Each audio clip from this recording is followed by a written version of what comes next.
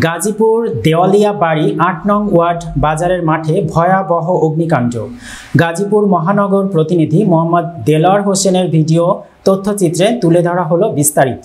গাজীপুর কোনাবাড়ি ৮ নং ওয়ার্ডের দেওয়ালিয়া বাড়ির মাঠে ভয়াবহ অগ্নিকাণ্ডের ঘটনা ঘটেছে। ভয়াবহ অগ্নিকাণ্ডের খবর শুনে ঘটনাস্থলে দ্রুত চলে আসেন ৮ নং ওয়ার্ড বিএনপির সভাপতি জনাব মোহাম্মদ বারেক সরকার। ঘটনার খবর শুনে কোনাবাড়ি ফায়ার সার্ভিসের একটি টিম দ্রুত ঘটনাস্থলে চলে আসেন এবং আগুন নিয়ন্ত্রণে আনতে সক্ষম হন। ফায়ার সার্ভিস দ্রুত চলে আসায় পার্শ্ববর্তী অনেকগুলো গোডাউন ভয়াবহ অগ্নিকাণ্ডের হাত থেকে রক্ষা পায়। অগ্নিকাণ্ডের খবর শুনে দ্রুত ঘটনাস্থলে চলে আসেন কোনাবাড়ি মেট্রো থানার অফিসার ইনচার্জ মোহাম্মদ সালাউদ্দিন।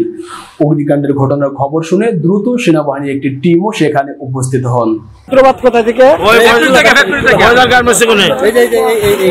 বয়জার গার্মেন্টসের মালিকের নাম কি?